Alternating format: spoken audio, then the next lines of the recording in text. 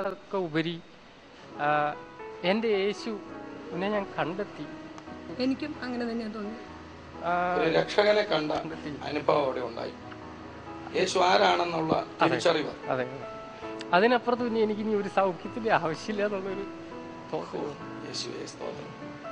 അപ്പോൾ വാസ്തവത്തിൽ ഈ യേശുവിനെ കണ്ടപ്പോൾ ഒരു രോഗസൗഖ്യം കിട്ടുന്നതിനേക്കാൾ ഒരു പുറമേ ഉള്ള ശാരീരികമായ വിടുതലിനെയോ അല്ലെങ്കിൽ ഭൗതിക നന്മകളെക്കാൾ ഉപരിയായിട്ട് ഒരാന്തരികമായ സന്തോഷം, ആത്മീയ സന്തോഷം നിങ്ങൾക്ക് രണ്ടുപേർക്കും ഉണ്ടായി.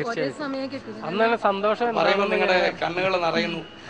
അപ്പൊ അതിൽ നിന്ന് എനിക്ക് മനസ്സിലാകുന്നത് നിങ്ങളുടെ ആത്മാവിൽ ദൈവം കർത്താവ് ഇടപെട്ടു എന്നുള്ളത് അല്ലേ? കാരണം അന്ന് ഞാൻ ഒരു ദിവസം പോലും കരയാത്തില്ല. എൻ്റെ കിടക്ക് കണ്ണീരുകൊണ്ട് നിറഞ്ഞതാണ്. എനിക്കറിയാതെ അന്ന് തോമസ് കുട്ടി ബ്രദർ പറഞ്ഞു മക്കളില്ലാത്ത ദമ്പതികൾ കടന്നു വരാൻ പറഞ്ഞു. അന്നേരം ഞാൻ കടന്നു വന്നു.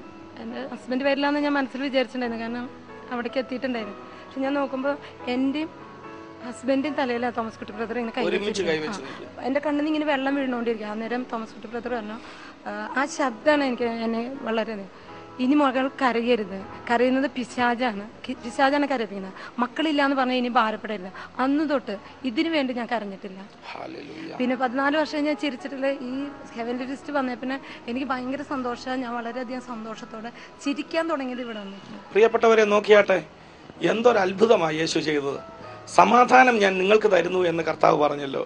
ഇവിടെ വാസ്തവത്തിൽ ഇവർക്കൊരു രോഗസൗഖ്യം വളരെ ആവശ്യമാണ്. പക്ഷെ അത് ലഭിക്കുന്നതിന് മുമ്പ് തന്നെ യേശുവിൻ്റെ സമാധാനം അവരുടെ ഹൃദയത്തിൽ വളരെ വലിയ അനുഗ്രഹമാണ് പകർന്നത്. അവരുടെ കണ്ണുകൾ നിറഞ്ഞ് കർത്താവിൻ്റെ ആ സ്നേഹത്തെക്കുറിച്ച് അവർ പറയുന്നത് നിങ്ങൾ കേട്ടാട്ടെ. തുടർന്ന് നമുക്ക് വീണ്ടും അവരോട് ചോദിക്കാം, ഈ യേശുവിനെ കണ്ടു കഴിഞ്ഞിട്ട് നിങ്ങളുടെ ആ രോഗസൗഖ്യത്തിൻ്റെ സാക്ഷ്യം ഒന്ന് പറയാമോ? രോഗസൗഖ്യം ആദ്യം എനിക്കാണ് ഉണ്ടായത്. എനിക്ക് 1.5 വർഷം മുന്നേ ഒരു ജൂൺ മാസമായിരുന്നു. എൻ്റെ ജോലിയുടെ ഭാഗമായിട്ട് എനിക്ക് ഒരുപാട് യാത്ര ചെയ്യുന്നുണ്ട്. ഞാൻ ബോംബെ, ഡൽഹി, കൽക്കട്ട അങ്ങനെ ഒരുപാട് സ്ഥലങ്ങളിൽ എനിക്ക് പോകേണ്ടതുണ്ട്. ഞാൻ ഒരിക്കൽ ഡൽഹി പോയിട്ട് തിരിച്ച് വീട്ടിലേക്ക് വന്നിരിക്കുന്ന സമയം അപ്പോൾ ഒരു ചെറിയ ചുമ, തൊണ്ടവേദനയൊക്കെ പോലെ ഒരു പനി ഒക്കെ ഉണ്ടായി. അതത്ര കാര്യമാക്കിയില്ല. ജസ്റ്റ് എന്തോ ഒരു ഗുളികയൊക്കെ കഴിച്ച് അന്ന് കിടന്ന് ഉറങ്ങാൻ പോയി. അത് ഈ യാത്ര ചെയ്തതിൻ്റെ ഒരു പ്രശ്നമായിട്ട് ഞാൻ കണക്കാക്കി. പക്ഷെ പിറ്റേ ദിവസം എനിക്ക് നോക്കുമ്പോൾ എൻ്റെ കൈയും കാലും ഒക്കെ ബലം കുറഞ്ഞ പോലെ എനിക്കൊരു സംശയം, എന്താ സംഭവിക്കുന്നത് അറിയാത്ത ഒരു ഇത് വന്നു. അപ്പോൾ വൈഫ് എന്നെ നിർബന്ധിച്ച് നമുക്ക് ഡോക്ടറെ കാണാം. തൊട്ടടുത്താണ് ഹോസ്പിറ്റലിൽ ഞങ്ങൾ പോയി ഡോക്ടറെ കണ്ടു. ഡോക്ടർ എല്ലാം ചെക്ക് ചെയ്തതിന് ശേഷം പറഞ്ഞു, ഇതൊരു സ്വല്പം ഗുരുതരമായ അവസ്ഥയിലേക്കാണ് പോണത്. ഇത് ഗില്ലൻ ബാരി സിൻഡ്രോം എന്ന് പറയുന്ന ഒരു അസുഖത്തിൻ്റെ സിംറ്റമാണ് ഇപ്പം കാണുന്നത്. അത് ശരിയായിട്ട് നമുക്കത് ആണോന്ന് അറിയാൻ വേണ്ടിയിട്ട് അതിനൊരു ടെസ്റ്റ് ഉണ്ട്. അത് ചെയ്യാൻ വേണ്ടി ഒരു സ്ഥലത്തേക്ക് പറഞ്ഞു, അവിടെ ടെസ്റ്റ് ചെയ്യുന്ന സ്ഥലത്തേക്ക് ഞങ്ങളവിടെ പോയി ടെസ്റ്റ് ചെയ്തു. റിസൾട്ട് വന്നു, ഗില്ലൻ ബാരി സിൻഡ്രോം സ്റ്റാർട്ട് ചെയ്തിരിക്കുന്നു ഉറപ്പിച്ചു പറഞ്ഞു. ഡോക്ടർ പറഞ്ഞു ഉടനെ തന്നെ അഡ്മിറ്റ് ആവണം, അല്ലെങ്കിൽ എന്താണെന്ന് വെച്ച് കഴിഞ്ഞാൽ ഇനി ഇരിക്കുന്നിടത്തിൽ നിന്ന് എണീക്കാനോ അല്ലെങ്കിൽ കിടക്കുന്നിടത്തിൽ നിന്ന് എണീക്കാനോ സാധിക്കാത്ത ഒരവസ്ഥയിലേക്ക് ശരീരം തളർന്നു പോകും. എന്നാൽ അത് വലിയ വില കൂടിയ മരുന്നുകളൊക്കെ ഉപയോഗിച്ച് അതിൽ നിന്ന് നമുക്ക് റിക്കവർ ചെയ്യാൻ പറ്റും. എന്നത്തേക്കും അങ്ങനെ കിടക്കണം.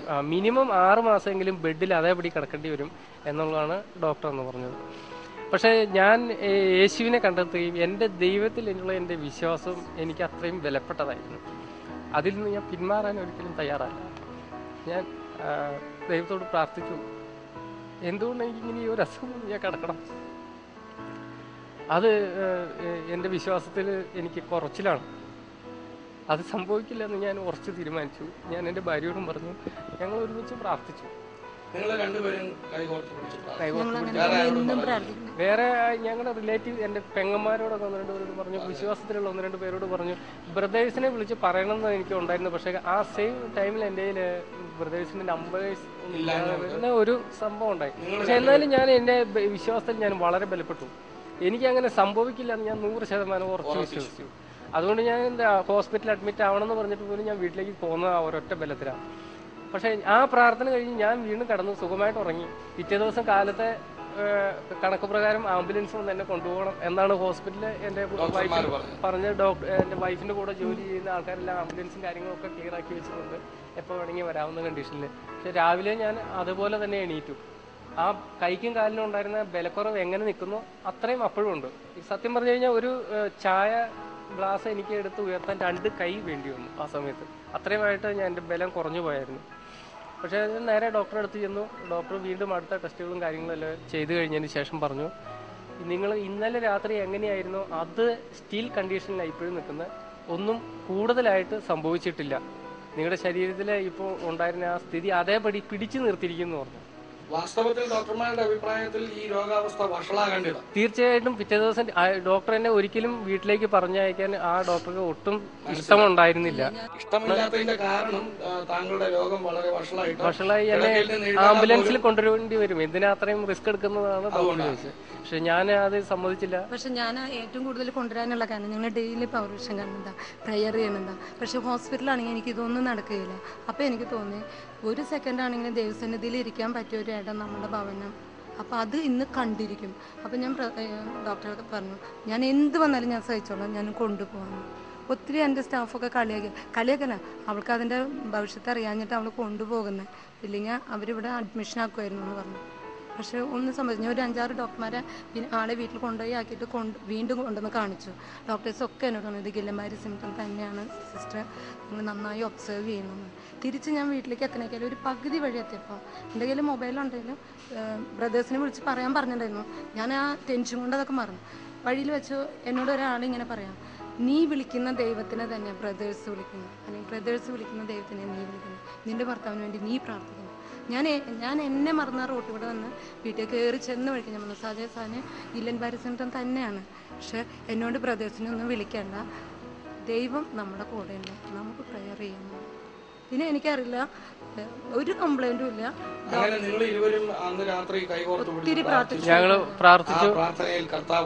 ആ പ്രാർത്ഥിച്ച അതുവരെ എങ്ങനെ വഷളായിക്കൊണ്ടിരുന്ന എന്റെ രോഗം അത് അതേപടി നിന്നു, പിടിച്ചു കെട്ടിയ പോലെ നിന്നു.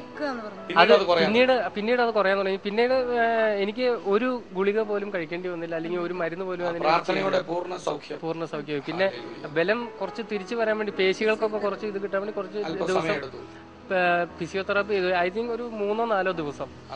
അതുപോലും വളരെ ഫാസ്റ്റ് റിക്കവറി ആയിരുന്നു. 6 മാസം തളർന്നു കിടക്കേണ്ടി വരുമെന്ന് ഡോക്ടർമാർ പറഞ്ഞ സ്ഥാനത്ത് ഒരു പ്രാർത്ഥന പ്രാർത്ഥിച്ചു, കർത്താവ് അത്ഭുത സൗഖ്യം തന്നു. 3 ദിവസങ്ങൾ കൊണ്ട് നോർമൽസിയിലേക്ക് തിരിച്ചു. ദൈവത്തിന് സ്തോത്രം. ഇത് സഹോദരന്റെ സാക്ഷ്യമാണ്. സഹോദരിയുടെ സാക്ഷ്യത്തിലാണല്ലോ നമ്മൾ തുടങ്ങിയത്. അതിനെ തുടർന്നൊന്ന് പറഞ്ഞാട്ടെ, എൻഡോമെട്രിയോസിന്റെ സൗഖ്യം എപ്പോഴാണ് സംഭവിച്ചതെന്ന് പറയാമോ? ഞാൻ സ്നാനം ചെയ്തത് 2007 ഡിസംബർ 20-ആം തീയതി നിങ്ങൾ രണ്ടുപേരും ഒരുമിച്ച് സ്നാനപ്പെട്ടതിന് ശേഷം എന്താ സംഭവം? സ്നാനം ചെയ്തിട്ട് ഞാൻ സ്കാൻ ചെയ്യാന്ന് വെച്ചു, കാരണം ഇങ്ങനെ കുറെ പ്രോബ്ലം ഉള്ള കാരണം. അപ്പോൾ ഒരു വിശ്വാസത്തോടെ ഞാൻ പ്രാർത്ഥിച്ചു, ഞാൻ സ്നാനം ചെയ്യും, ദൈവം ജീവിച്ചിരിക്കുന്നുണ്ടെങ്കിൽ എനിക്ക് ഇതിൽ ഇത്രയും വർഷം സ്കാൻ ചെയ്തിട്ട് എനിക്ക് നെഗറ്റീവ് ആൻസറാണ്, പക്ഷെ പോസിറ്റീവ് ആൻസർ കിട്ടണം എന്ന് വിചാരിച്ച് പ്രാർത്ഥിച്ചു. അത് കഴിഞ്ഞ് 2ാമത്തെ ദിവസം സ്കാൻ ചെയ്തപ്പോൾ എല്ലാം നോർമലാന്ന് പറഞ്ഞു, എൻഡോമെട്രിയോസിസ് സിസ്റ്റ്. അപ്പം അവിടെ ഉണ്ടായിരുന്ന സിസ്റ്റ് അപ്രത്യക്ഷമായി, എൻഡോമെട്രിയോസിന്റേതായിട്ടുള്ള കാണുന്നില്ല, എല്ലാം നോർമൽ ആയിട്ടുള്ള ഒരു. അപ്പൊ ഡോക്ടർ എന്നോട് ചോദിച്ചു, നിങ്ങൾ ഇപ്പൊ മെഡിസിൻ വല്ലതും കഴിഞ്ഞാൽ പറഞ്ഞു, മെഡിസിൻ ഇപ്പൊ കഴിക്കുന്നില്ല. പിന്നെ 16 വർഷമായിട്ട് സാറിന് എന്നെ അറിയാം, ഞങ്ങളുടെ ഹോസ്പിറ്റലിൽ. അപ്പൊ സാർ പറഞ്ഞു, നിങ്ങൾ ഏത് ദൈവത്തിനോട് പ്രാർത്ഥിക്കണം? ഞാൻ പറഞ്ഞു, ഞാൻ ജീവനുള്ള കർത്താവ് യേശുവിലാണ് പ്രാർത്ഥിക്കുന്നത്. അപ്പോൾ സാർ പറഞ്ഞു, നിങ്ങൾക്ക് നന്മ വരട്ടെ എന്ന് പറഞ്ഞിട്ട്. പക്ഷെ അത് കഴിഞ്ഞു നമ്മൾ പിന്നെ അതിനെക്കുറിച്ച് ശ്രദ്ധിക്കുന്നില്ല. കാരണം അത് ശ്രദ്ധിക്കാത്തത് എന്താണെന്ന് വെച്ചാൽ, ദൈവത്തിന് അറിയാൻ തുടങ്ങിയപ്പോൾ എൻ്റെ വേദനയൊന്നും ഞാൻ അറിയുന്നില്ല. മറ്റേത് എനിക്ക് ഒന്നും ചെയ്യാനൊക്കില്ലായിരുന്നു. പിന്നെ എനിക്ക് ഒന്നും ചെയ്യാൻ പറ്റാത്ത അവസ്ഥയല്ല, ഒന്നും ചെയ്യാതിരിക്കാൻ ഒരു സെക്കൻഡ് പോലെ എനിക്ക് ഇപ്പൊ എന്തും ചെയ്യാം. ഈ കഴിഞ്ഞ ദിവസം സ്കാൻ ചെയ്തപ്പോൾ ഈ 2007 സ്നാനത്തിന് ശേഷം ഇത് അറിഞ്ഞു. അതിനുശേഷം പിന്നെ കുറേ നാൾ മെഡിസിൻ ഒന്നും യൂസ് ചെയ്തില്ല. പിന്നെ എൻ്റെ പീരീഡൊക്കെ ഡിസോർഡർ ആയപ്പോൾ ഡോക്ടറെ പോയി കാണിച്ചപ്പോൾ ഡോക്ടർ പറഞ്ഞു, ഇപ്പോൾ മൊത്തം ഈ ബ്ലഡ് ക്ലോട്ട് ചെയ്ത് എൻഡോമെട്രിയോസിസ് സിസ്റ്റും ഫൈബ്രോയിഡൊക്കെ ആയിട്ട് കുട്ടി കിടക്കുന്നത്, നിങ്ങൾ എത്രയും പെട്ടെന്ന് സർജറി ചെയ്യണമെന്നാണ്. സർജറിക്ക് എത്രയെങ്കിൽ നിങ്ങളുടെ വയറൊന്ന് ശരിയാക്കിയിരുന്ന അതിന് മെഡിസിൻ 1 മാസം കഴിച്ചിട്ട് നിങ്ങൾ വരണം. മെഡിസിന് നല്ല വിലയുണ്ട്. അന്നേരം ഞാൻ വന്നിട്ട് പറഞ്ഞു, 1 മാസം മെഡിസിൻ കഴിച്ചിട്ട് ജനുവരിയിൽ സർജറിക്ക് ഫിക്സ് ചെയ്യാൻ പറഞ്ഞു. ഞാൻ എന്ത് ചെയ്യാം? അപ്പം നമ്മളിവിടെ പ്രയറിന് വരുന്നുണ്ടല്ലോ. അപ്പോൾ എന്നോട് പറഞ്ഞു, നമ്മൾ ദൈവത്തിലല്ല ആശ്രയിക്കുന്നത്, ഇനി നിനക്ക് സർജറി ഒന്നും വേണ്ട. കാരണം ഈ 3 സർജറി കൊണ്ട് തന്നെ ശരീരം ഇന്ന് കാണുന്ന പോലെയല്ല, വളരെ അധികം വീക്കായി. ഇനി ഒരു സർജറി താങ്ങാനുള്ള ഒരു ഈ ബോഡിക്ക് ഇല്ല. അത് മാത്രമല്ല, ഇന്ന് ഞാൻ എൻ്റെ യേശുവിനെ കണ്ടെത്തിയ ഒരു മനുഷ്യനാണ്. ഇന്ന് എനിക്ക് അതിന്റെ ആവശ്യമില്ലെന്ന് ഞങ്ങൾ അങ്ങ് ഉറച്ചു തീരുമാനിച്ചു. ഉറച്ചു തീരുമാനിച്ചു. യേശുവിനാൽ അസാധ്യമായിട്ടൊന്നും